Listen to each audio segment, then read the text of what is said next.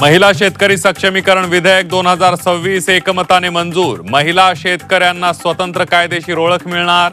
ग्रामीण महिलांच्या सक्षमीकरणाला बळ।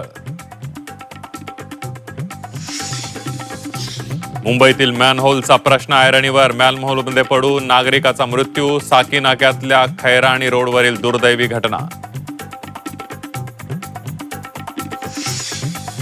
मॅनहोल दुर्घटना प्रकरणी कुणालाही पाठीशी घालणार नाही। महापौर रितू तावडेंची ग्वाही।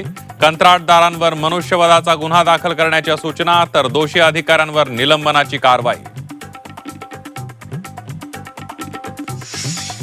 मॅनहोल दुर्घटना प्रकरणी कुणालाही पाठीशी घालणार नाही। महापौर रितू तावडेंची ग्वाही। कंत्राटदारांवर मनुष्यवधाचा गुन्हा दाखल करण्याच्या सूचना, तर दोषी अधिकाऱ्यांवर निलंबनाची कारवाई।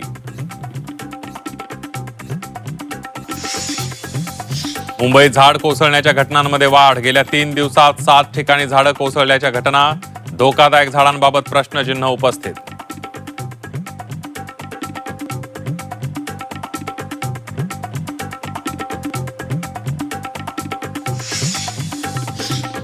आदित्य ठाकरेंकडे भविष्याचे शिवसेना पक्षप्रमुख म्हणून बघतो। आमदार सुनील शिंदेंचं मोठं वक्तव्य। कट्टर शिवसैनिक असल्याचंही केलं विधान।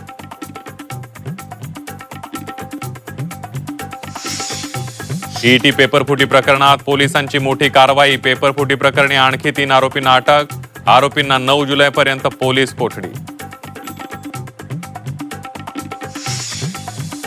नवी मुंबईतील गर्भवती मृत्यू प्रकरणी रुग्णालयातील डॉक्टरवर निलंबनाची कारवाई। डॉक्टर भावना पगारे सेवेतून निलंबित।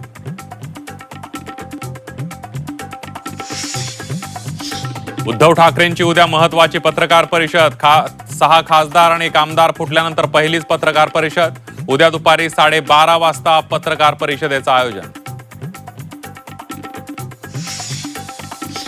सांगली जिल्हा बँकेच्या नोकर भरतीला स्थगिती। 444 क्लर्क पदांसाठी होणारी नोकर भरती थांबवली।